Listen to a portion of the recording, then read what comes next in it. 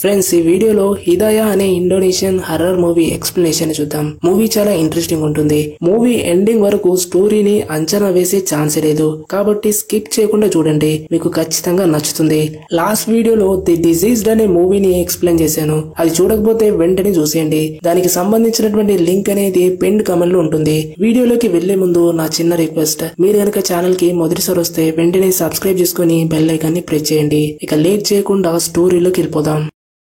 మెకర్సారి అనే ఒక గ్రామంలో స్టోరీ మొదలవుతుంది. అక్కడ కొందరు ఒక అమ్మాయిని సమాధిలో పాతి పెడుతున్న సీన్ కనిపిస్తుంది. భారీ ఆ అమ్మాయి మొహంపై ఉన్నటువంటి బట్టని తీసేస్తాడు. అప్పుడే క్లైమేట్ అంతా మారిపోతుంది. ఆకాశం మబ్బులతో నిండిపోయి వర్షం కురవడం మొదలవుతుంది. ఇక భారీ సమాధి నుంచి బయటకు రావడానికి ప్రయత్నిస్తాడు, కానీ బురద వల్ల జారిపడి అక్కడున్నటువంటి శవంపై పడిపోతాడు. అతను హసన్ తో ఈ రోజే ఆమెను పాతి పెట్టడం పూర్తి చేయాలని చెప్పేసి ప్రేయర్స్ చదువుతూ ఆమె ఆత్మశాంతి కోసం ప్రేయర్స్ చేసి శవాన్ని పూడ్చిపెట్టేసి అక్కడి నుంచి వెళ్లిపోతాడు. కానీ ఆ రాత్రి ఆ సమాధి నుంచి మళ్ళీ ఆ అమ్మాయి యొక్క చేయి బయటకు రావడం చూడొచ్చు. ఇక్కడితో ఈ సీన్ అనేది కట్ అవుతుంది. అయితే 4 రోజుల ముందు జకార్తాలో భారీ ఒక కార్ మెకానిక్ గా పనిచేస్తుండేవాడు. అక్కడ అతని చిన్నప్పటి ఫ్రెండ్ హసన్ భారీని కలవడానికి వస్తాడు. భారీ జైలు నుంచి రిలీజ్ అయినట్లు తెలిసిందని, అతను ఒక మంచి వ్యక్తిని తనకు తెలుసని హసన్ తన ఫ్రెండ్ తో అంటాడు. దానికి భారీ, నా గురించి ఎవరూ పట్టించుకోరు, అయినా కూడా నాకది ఇప్పుడు నన్నంతగా బాధ పెట్టట్లేదని ఆన్సర్ ఇస్తూ వాళ్ళ విలేజ్ గురించి అడుగుతాడు. హసన్ అప్పుడు, నేను అదే విషయంతో నేను ఇక్కడికి వచ్చా, నువ్వు నాతో పాటు గ్రామానికి వస్తావని ఆశిస్తున్నానని అంటాడు.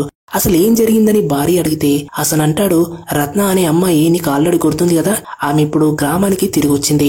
కానీ ఇప్పుడు రత్న ఎంతో అనారోగ్యంతో ఉందని చెప్తాడు.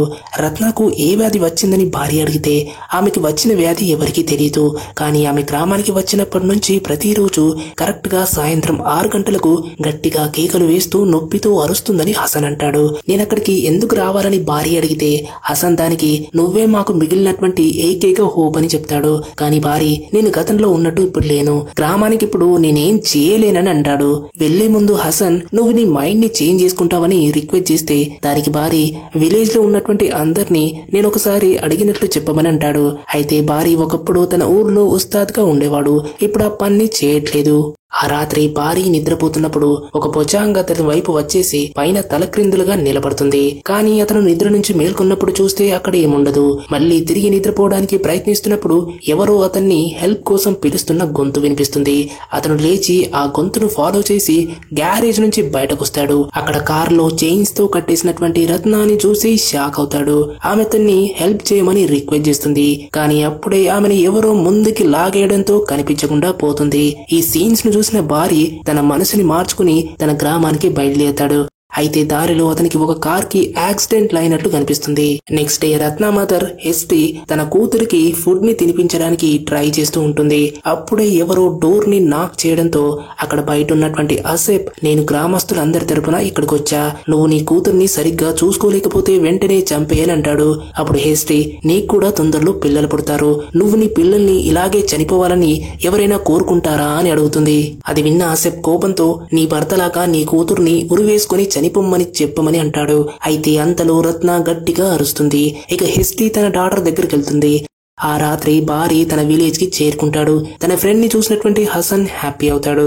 భారీ రత్నకు తన వంతు సాయం చేయాలనుకుంటున్నానని చెప్తాడు. హసన్ తన ఫ్రెండ్ తో పెసెంట్రాకు వెళ్తున్నావా అని అడిగితే దానికి భారీ, అవును, నేను అబ్బాను మీట్ అవ్వాలని చెప్తాడు. భారీ అబ్బా దగ్గరకు వెళ్లిన తర్వాత అబ్బా తన భార్య ఫాతిమాతో బాగా వేయించిన చేపలతో కూడినటువంటి ఒక మంచి పుల్లటి సూప్ ని తయారు చేయమని చెప్తాడు. భారీ అంటాడు, మీకు నాకు ఇష్టమైన ఆహారం ఇంకా గుర్తుందని అంటాడు. దానికి అబ్బా, నీ గురించి నేను ఏదీ మర్చిపోలేదు, కానీ నువ్వు మారిపోయినా సరే నీ లైక్స్ అండ్ డిస్లైక్స్ గురించి నాకు తెలుసు, నా హెల్త్ ఇప్పుడు బాలేదు, లేకపోతే రత్నతో పాటు ఈ గ్రామానికి నేను అందించాల్సిన సాయం చేసేవాడినని చెప్తాడు. ఇక్కడ అబ్బా ఈ విలేజ్ కి ఒకప్పుడు ఉస్తాద్ గా ఉండేవాడు, కానీ ఇప్పుడు అతని హెల్త్ అనేది బాలేదు కాబట్టి ఊర్లో ఉస్తాద్ గా ఎవ్వరూ లేరు. భారీ ఉస్తాద్ గా ఉంటే విలేజ్ వాళ్ళు ఒప్పుకోరు, అందుకే ఈ విలేజ్ ఎటువంటి ఉస్తాద్ లేకుండా ఉంటుంది. భారీని ఉస్తాద్ గా ఊర్లో వాళ్ళు ఎందుకు ఒప్పుకోరనేది మనకు స్టోరీలో తర్వాత తెలుస్తుంది. ఇప్పుడు స్టోరీ గతంలోకి వెళ్తుంది. భారీ రత్నతో కలిసి ఉన్నటువంటి ఒక సీన్ ని చూస్తాం. రత్న భారీతో, మా నాన్న మిమ్మల్ని కొత్తగా చేరినటువంటి స్టూడెంట్ క్లాస్ లో స్టడీస్ చెప్పాలని కోరాడని అంటుంది. అయితే వీరిద్దరూ మాట్లాడుకుంటూ ఉంటే అప్పుడే అసేపు అక్కడికి వచ్చి రత్నతో ఫ్లర్ట్ చేయడం మొదలెడతాడు. అయితే రత్న క్లాస్ కి వెళ్లాలని చెప్పేసి అక్కడి నుంచి తప్పించుకొని వెళ్లిపోతుంది. ఇప్పుడు స్టోరీ ప్రెసెంట్ కి తిరిగి వస్తే అబ్బా భార్యతో ఏం జరిగిందని అడుగుతాడు. భార్య అప్పుడు నా జీవితం పూర్తిగా నాశనమైంది. ఎవరు నాపై అబద్ధాలు ప్రచారం చేశారు. నేను ట్రీట్మెంట్ చేసిన ఒక పేషెంట్ చావుకి నేనే కారణమని అందరూ అనుకున్నారు. అది తెలిసిన మా అమ్మ గుండె ఒక్కసారిగా వీక్ అయిపోయి ఆరోగ్యం పూర్తిగా క్షీణించిపోయింది. నేను జైలులో ఉన్నప్పుడు మమ్మీ చనిపోయింది. కనీసం అమ్మ అంత్యక్రియలకు కూడా నాకు పర్మిషన్ రాలేదని తన బాధని చెప్తాడు. దానికి అబ్బా నువ్వు ధైర్యంగా ఉండాలి, గతాన్ని మర్చిపోవాలని చెప్తాడు. దానికి భార్య నేను చిన్నప్పటి నుంచి ప్రేయర్స్ చేస్తున్నా, అయినా కూడా ఇలా ఎందుకు జరిగిందని అడుగుతాడు. అప్పుడు అబ్బా మనం గతాన్ని మార్చలేం, దేవుడు మనందరికీ ఒక అందమైన ప్లాన్స్ ని క్రియేట్ చేసి పెట్టాడని ఆశించాలి. జీవితంలో జరిగే ప్రతిది కూడా ఏదైనా ఒక కారణంతో జరుగుతుంది. అయితే భార్య నువ్వు ఇక్కడికి రావడానికి నిజమైన కారణం ఏంటని అడిగితే దానికి రిప్లైగా భార్య నేను రత్నాకి హెల్ప్ చేయడానికి వచ్చానని చెప్తాడు. ఇప్పుడు హీరో హసన్ తో కలిసి రత్న ఇంటికి వెళ్తాడు. ఎస్టీతో రత్న గురించి అడుగుతాడు. రత్న ఊరికి వచ్చినప్పటి నుంచి మాట్లాడటం లేదు, కానీ ఏదో ఒక రోజు మాట్లాడుతుందని ఒక చిన్న ఆశ ఉంది. నా కూతురికి హెల్ప్ చేయండి. ఒకవేళ మీరు చేసే ఈ హెల్ప్ అనేది నా కూతురు చావుకి దారి తీసినా సరే మీరిది చేయాలి. ఎందుకంటే నా కూతుర్ని ఈ స్థితిలో చూస్తూ ఉండడం నా వల్ల కావట్లేదని భార్యని రిక్వెస్ట్ చేస్తుంది. భార్య అప్పుడు నేను చేయాల్సిన ప్రయత్నం తప్పకుండా చేస్తానని చెప్తాడు. కానీ అప్పుడే రత్న గట్టిగా కేకులు వేయడం నొప్పితో ఏడుస్తూ ఉంటుంది. భార్య రత్నని చూడడానికి వెళ్తాడు. అక్కడ చూస్తే ఆమె శరీరం పూర్తిగా కుళ్ళిపోతూ ఆమెకైనటువంటి గాయాల నుంచి పురుగులు బయటకు వస్తున్న సీన్ చూసి భయపడిపోయి ఆ షాక్ లో అతను బయటకు పరిగెత్తుకుంటూ వస్తాడు. అప్పుడు హసన్ ఏమైందని అడిగితే హీరో అంటాడు నేను ఇది చేయలేనని చెప్తాడు. అప్పుడు హసన్ నేను గతంలో చూసిన భార్య ఇలా అంత ఈజీగా వదిలేసేవాడు కాదు. ఒక్కసారి నీ గుండెపై చేయి వేసుకుని అడిగితే నువ్వేం చేయాలో దానికి కావలసిన సమాధానం దొరుకుతుందని అంటాడు. అయితే హసన్ తనిక్కడ ఉండడం వల్ల భార్య సరిగ్గా ఫోకస్ చేయలేకపోతున్నాడని అనుకుని నేను నిన్ను పికప్ చేసుకోవడానికి మళ్ళీ తిరిగి వస్తానని చెప్పేసి అక్కడి నుంచి వెళ్లిపోతాడు. ఇప్పుడు హీరో మళ్ళీ రత్న ఇంట్లోకి వెళ్ళాడు. అప్పుడు హెస్టీ భార్యతో నువ్వు హెల్ప్ చేయగలుగుతావా అని అడుగుతుంది. భార్య అప్పుడు రత్న పక్కన కూర్చొని ఆమె చేయి పట్టుకుని హెస్టీని ఒక వెచ్చటి నీటితో ఉన్నటువంటి ఒక ప్లేట్ ని తెమ్మని చెప్పి ప్రేయర్స్ ని చదువుతూ రత్నాన్ని కూడా ప్రేయర్స్ చేయమని చెప్తాడు. ఆమె కొంతసేపటి తర్వాత నిద్రలోకి వెళ్లిపోతుంది. కానీ రాత్రి ప్రేయర్స్ పనిచేయడం లేదని గ్రహించి భార్య ఆమెపై ఎక్సార్సిజం చేయాలని డిసైడ్ అవుతాడు. అద్దంలో రత్న రిఫ్లెక్షన్ బయటకు రావడానికి ప్రయత్నిస్తూ కేకలు వేస్తుంది. కొంత సమయం తర్వాత భార్య ప్రేయర్స్ ఆపేస్తాడు. రత్న కూల్ అయిపోయి కళ్ళు మూసుకుంటుంది. అది చూసి భయపడిన హీరో హెస్టీని పిలవడానికి బయటకెళ్తాడు. అయితే రత్న ఇప్పుడు పూర్తిగా ఒక జిన్ చేత ఆవహించబడింది. వాళ్ళిద్దరు తిరిగి వచ్చి బెడ్ దగ్గర చూసేసరికి రత్న అక్కడ లేదు. రత్న కోసం ఇంట్లో అంతా వెతుకుతారు. హెస్టీ వెనక సైడ్ వెతకడానికి వెళ్ళగా అంతలో రత్న భార్య పక్కనొచ్చి అతను పట్టుకున్నటువంటి దీపాన్ని ఆర్పేస్తుంది. హెస్టీ తిరిగి వచ్చేసి దీపాన్ని తిరిగి వెలిగించగా వాళ్ళకి రత్న విండో బయట కనిపిస్తుంది. వాళ్ళిక బయటకెళ్లి రత్న కోసం చూస్తారు. అయితే భారీగా కురుస్తున్నటువంటి వర్షంలో రత్న ఇంటి యొక్క సీలింగ్ మీద కూర్చుని క్రీపీగా నవ్వుతూ కనిపిస్తుంది. హెస్టీ తన డాటర్ ని కిందికి రమ్మని చెప్తే రత్న నవ్వుతూ హెస్టీ పైకి వచ్చేసి అటాక్ చేస్తుంది. దీంతో హెస్టీ స్పృహ కోల్పోతుంది. హీరో రత్నాని నువ్విప్పటికైనా స్ప్రోలోకి రావాలని అంటాడు. కానప్పుడు రత్న నేను చచ్చిపోయా, నువ్వు ట్రీట్మెంట్ చేసినటువంటి ప్రతి ఒక్కరూ చచ్చిపోయారని నవ్వుతూ చెప్తుంది. రత్న తన బట్టలు చింపేస్తూ నీలో ఉన్నటువంటి విశ్వాసం బలహీనమైంది, నువ్వంత పెద్దగా పవిత్రంగా నటించొద్దని చెప్తూ అతని గొంతు పిసికి చంపడానికి ప్రయత్నిస్తుంది. ఇదే టైంలో ఇంట్లో అబ్బా ప్రేయర్స్ చదువుతూ ఉంటాడు. హీరో కూడా ప్రేయర్స్ చదవడం మొదలెడతాడు. దీంతో రత్న షాక్ అయి కింద పడిపోతుంది. ఎస్టీ స్ప్రోలోకి వస్తుంది. రత్న కూడా జిన్ నుంచి పూర్తిగా విముక్తి పొందుతుంది. కానీ వెంటనే చనిపోతుంది. మరుసటి రోజు రత్న శవాన్ని పాతి పెట్టడానికి శ్మశానానికి తీసుకెళ్తుండగా గ్రామస్తులు ఆమె బాడీ నుంచి అంతా కూడా దుర్వాసన వస్తుందని అంటారు. అయితే ఈ శవాన్ని తీసుకెళ్తున్నటువంటి భార్య వాళ్ళని ఒక్కసారిగా ఆపమని చెప్పేసి హసన్ ని శవపేటికను మోయమని ఎస్టీ వెనుక అతను ఉంటానని చెప్తాడు. అయితే బురాన్ అతని ఫ్రెండ్స్ కలిసి భార్యని అడ్డుకుని రత్నాన్ని ఊర్లో ఉన్నటువంటి శ్మశానంలో పాతి పెట్టడం అనేది వాళ్ళ గ్రామాన్ని అపవిత్రం చేస్తుందని అంటాడు. అయితే హీరో అంటాడు రత్న డెడ్ బాడీని మా నాన్న పక్కనే పాతి పెడతామని. రత్నకి ఆ రైట్ ఉందని రిప్లై ఇస్తాడు. ఇక శ్మశానంలో రత్నను భార్య ఇతరులంతా కలిసి పూజ చేస్తారు. ఆ రాత్రి హెస్టీ ప్రేయర్స్ చదువుతుండగా రత్న ఫోటో గోడపై నుంచి కింద పడిపోతుంది. అదే టైంలో రత్న యొక్క చేయి అనేది సమాధి నుంచి బయటకు వస్తుంది. మనం ఇదే సీన్ ని మూవీ స్టార్టింగ్ లో చూసుంటాం. మరోవైపు ప్రెగ్నెంట్ గా ఉన్నటువంటి ఆసిఫ్ భార్య బావి నుంచి వాటర్ ని పైకి తీస్తూ ఉండగా బకెట్ లో ఒక పామును చూసేసి షాక్ అయిపోయి ఇంట్లోకి వెళ్ళడానికి ట్రై చేస్తుండగా ఎవరో ఆమె వెనకాలే నిలబడినట్లు గమనిస్తుంది. కానీ తిరిగి వెనక్కి చూస్తే ఎవ్వరూ లేరు. ఆమె మళ్లీ తిరిగి లేవడానికి ట్రై చేస్తుంటే కటెన్ వెనకాల రత్న దయ్యాన్ని చూసి భయపడుతుంది. ఆ తర్వాత మనం రత్న యొక్క సగం బాడీ అనేది సమాధి నుంచి బయటకు వచ్చేస్తుంది. మరుసటి రోజు దదంగ్ ఆసిఫ్ దగ్గరకు వస్తాడు. అక్కడ ఏడుస్తున్నటువంటి ఆసిఫ్ నాకు పుట్టిన బేబీ ఒక డెడ్ బాడీగా పుట్టిందని దదంగ్ తో చెప్తాడు. దానికి దదంగ్ ఇదంతా భారీ వల్లే ఇలా జరిగింది, రత్నాను ఊర్లో పాతి పెట్టొద్దని బురాన్ చెప్పినా వాడు వినలేదని నిందిస్తాడు. ఆసిఫ్ అప్పుడు భార్యని ఎలాగైనా విడిచిపెట్టేసే లేదని అంటాడు. మరోవైపు భార్య హసన్ తో నేను విలేజ్ నుంచి వెళ్లిపోయిన తర్వాత రత్నాకి ఏమైందని అడుగుతాడు. దానికి హసన్ రత్న ఫాదర్ అప్పులు చేసేసి వాటిని తీర్చలేక సూసైడ్ చేసుకున్నాడు. రత్నతో పాటు వాళ్ళమ్మని కూడా గ్రామస్తులు బాగా బాధ పెట్టారు. అయితే కొన్ని రోజుల తర్వాత రత్న ఉన్నట్టుండి కనిపించకుండా పోయింది. ఇక తర్వాత రత్న అమ్మే ఆమె భర్త చేసినటువంటి అప్పులన్నీ కూడా తీర్చడం మొదలు పెట్టిందని చెప్తాడు. ఇక విషయమంతా తెలుసుకోవడానికి హీరో బురాన్ ని కలుస్తాడు. అప్పుడు బురాన్ హీరో మీదకి వస్తూ నువ్వు ఊర్లోకి ఎంటర్ అయినప్పటి నుంచి లెక్కలేనన్ని ప్రాబ్లమ్స్ ని క్రియేట్ చేశావు. నేను ఒక నైట్ క్లబ్ లో ఒక బౌన్సర్ గా పనిచేశా. నాకక్కడ రత్న పని చేయడం కనిపించింది. ఆమె రిచ్ గా ఉన్నటువంటి కస్టమర్లతో బాగా ఫేమస్ అయిపోయింది. నాకు ప్రతిసారి టిప్స్ ఇచ్చి ఏం చెప్పకుండా నా నోరు మూయించింది. నిజానికి రత్న అనారోగ్యంతో రిటైర్ అయిపోయింది. బహుశా తనతో కలిసిన వాళ్ళు సేఫ్టీ తీసుకోలేదు కావచ్చని అంటాడు. ఆ రాత్రి బురాన్ కి ఎవరో తనని పేరు పెట్టి పిలిచిన సౌండ్ వినిపిస్తుంది. బయటకెళ్లి చూస్తే చెట్టు వెనకాల రత్న కనిపిస్తుంది. అది చూసి భయపడి బురాన్ పారిపోతాడు. కానీ ఆమె అతని పక్కనే ప్రత్యక్షమై మళ్లీ పేరుతో పిలుస్తుంది. బురాన్ భయపడి అక్కడి నుంచి పరిగెత్తుతాడు. మరోవైపు దదంగ్ బైక్ పై వస్తుండగా బాగా హెవీ కనిపిస్తుంది. అతని వెనకాల రత్న కూర్చున్నట్లు అనిపిస్తుంది. కానీ బైక్ ని ఆగినప్పుడు చూస్తే రత్న అక్కడ లేదు. అయితే దదంగ్ రత్నతో నీకు దమ్ముంటే నా ముందొచ్చి కనిపించమని అడిగితే అతని ముందు రత్న కనిపించిన వెంటనే దదంగ్ భయపడి అక్కడి నుంచి పారిపోతాడు. అయితే బురాన్ తన భార్యతో బెడ్ పై ఉంటే అక్కడ అతని భార్య స్థానంలో రత్నాన్ని చూస్తాడు.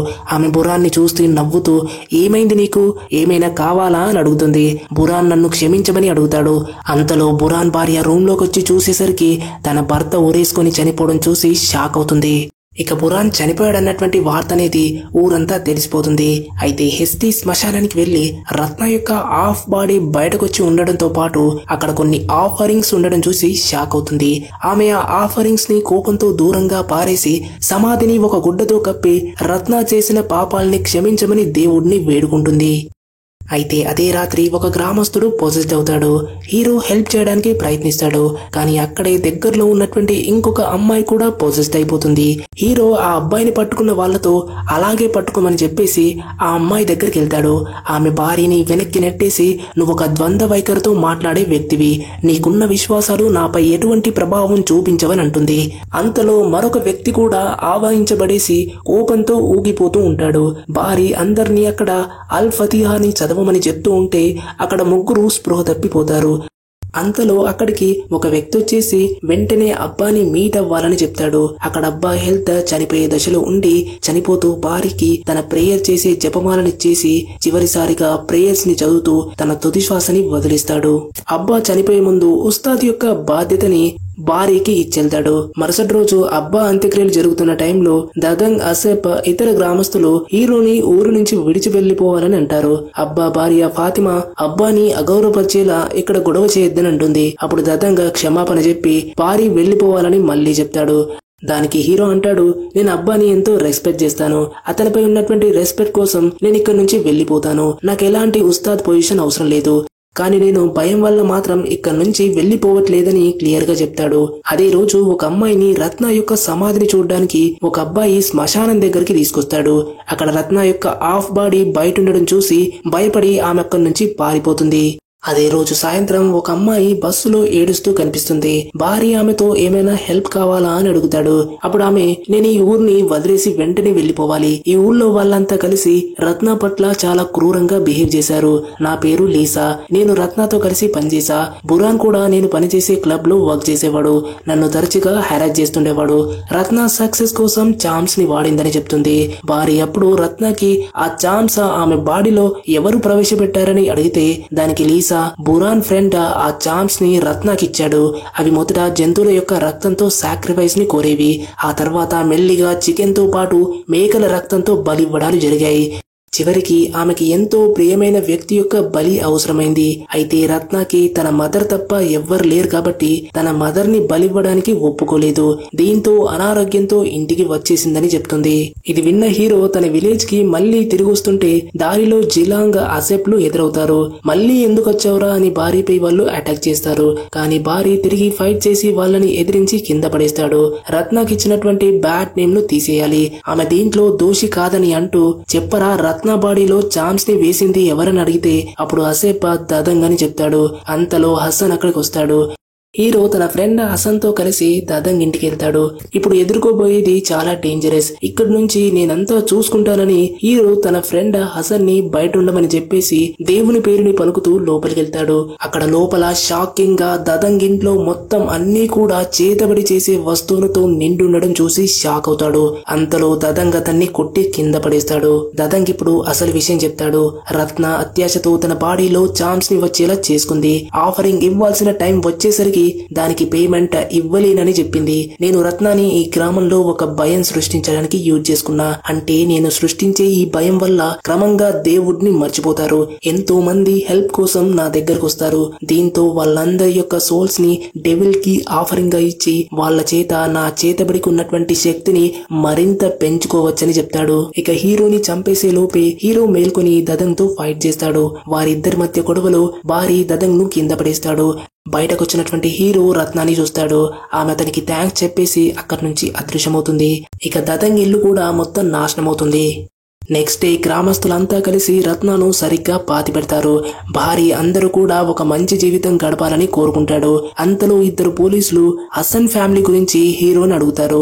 దానికి హీరో హసన్ ఒంటరిగా ఉంటాడని చెప్తాడు. అయితే పోలీస్ వాళ్ళు వారు హసన్ కారు యాక్సిడెంట్ అవ్వడం వల్ల అతను కోమాలోకి వెళ్లి కొన్ని రోజుల క్రితం హాస్పిటల్లోనే చనిపోయాడని చెప్తారు. ఇది విన్న భారీ షాక్ అవుతాడు. ఆ రోజు భారీ విలేజ్ కి వస్తుంటే దారిలో జరిగినటువంటి యాక్సిడెంట్ హసన్ కార్దే అని తెలుస్తుంది. హసన్ యొక్క స్పిరిట్ భార్యతో ఎల్లప్పుడూ ఉంటూ హెల్ప్ చేసిందని అర్థమవుతుంది. ఇక హీరో ఆ పోలీసులతో నేను హసన్ యొక్క రిలేటివ్ ని, అతని బాడీని పసంట్రాకు తీసుకురమ్మని చెప్తాడు. అది విని పోలీసులు వెళ్లిపోక హసన్ అక్కడే వెనకాలే నిలబడి ఉంటాడు. హీరో హసన్ కు మనస్ఫూర్తిగా థ్యాంక్స్ చెప్తాడు. అయితే హసన్ ఇక్కడ ఒక ట్రూ ఫ్రెండ్ అని చెప్పొచ్చు. మన మూవీలో హసన్ ఎక్కడ కూడా ఎవరికి కనిపించడు, ఒక్క భార్యకి తప్ప. అందుకే యాక్సిడెంట్ అయిన తర్వాత తన ఫ్రెండ్ చేయాల్సినటువంటి పని చెప్తూ ఎప్పటికప్పుడు ఒక నీడలా ఉండి ఏం చేయాలో గైడ్ చేస్తూ ఉంటాడు. అంతేకాదు లాస్ట్ లో దదంగ్ హౌస్ లోకి ఒక్కడిని పంపించడం, రత్న ఇంట్లో ఆమె బెడ్ దగ్గరికి రాకుండా ఉండడం వంటివి చూస్తే హసన్ స్పిరిట్ ని ఆ బ్లాక్ మ్యాజిక్ తో పాటు ఆ డెవిల్ యొక్క పవర్ అనేది ఏ పనిని కూడా చేయనివ్వలేదు. అందుకే అతను ప్రతిసారి ఇంటి బయట కనిపించుంటాడు. ఇక్కడ స్టోరీలో రత్న ఎలాంటి తప్పుడు పని చేయలేదు. కానీ నాన్న చనిపోయాక తన మీద పడినటువంటి అప్పుల్ని తీర్చడానికి దదంగ్ ద్వారా చామ్స్ ని గురించి తెలిసి తన వర్క్ లో మంచి లక్ వచ్చి ఉంటుంది. కానీ దీంట్లో ఒక ట్రాప్ ఉంది. దదంగ్ ఎవరైతే కష్టాల్లో ఉన్న వారి యొక్క వీక్నెస్ ని యూజ్ చేసుకుని వాళ్ళకి మొదటగా చామ్స్ ను డెవిల్ ద్వారా కొన్ని ఆఫరింగ్స్ ఇచ్చి చామ్స్ వచ్చేలా చేసి మెల్లిగా ఈ ఆఫరింగ్స్ అనేవి ఆ వ్యక్తి ప్రేమించే వాళ్ళ సోల్స్ కి గాలం వేస్తాడు. దీనివల్ల అతనికి తను చేతబడి చేసేటువంటి పవర్స్ అనేవి మరింత ఎక్కువ అవుతాయి. ఇక డెవిల్ ఏమో సోల్స్ ని తీసుకొని గాడ్ ని రిప్లేస్ చేస్తుంది. కానీ ఫైనల్ గా భారీ వల్ల అది జరగలేదు. ఇది హిదయా మూవీ ఎక్స్ప్లెనేషన్. ఈ మూవీ మీకు నచ్చినట్టయితే వెంటనే లైక్ చేసి సబ్స్క్రైబ్ చేసుకోండి అండ్ హైప్ కూడా ఇవ్వండి. మీరు కనుక ఛానల్ ని సబ్స్క్రైబ్ చేసుకోకపోతే వెంటనే సబ్స్క్రైబ్ చేయండి.